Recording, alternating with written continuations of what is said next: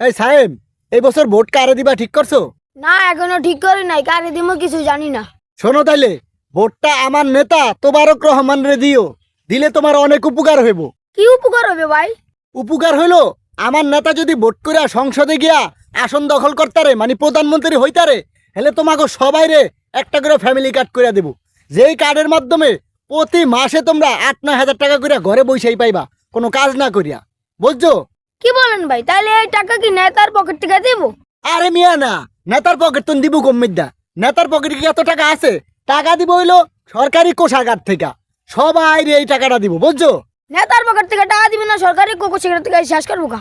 আরে মিয়া, সরকারি কোষাগার তো তখন আমার নেতারই হয়ে দেবো, কারণ আমার নেতাই তো প্রধানমন্ত্রী। আমার নেতায় যেমনি চালাবো হেমনি চলবো, আমার নেতায় যা কইব তাই হইব। বোঝো না তুমি মিয়া?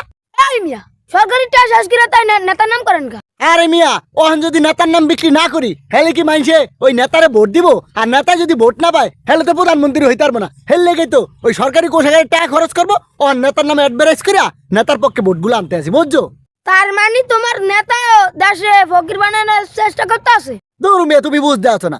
মন নেতা দেশে ফকির বানাইবো গা?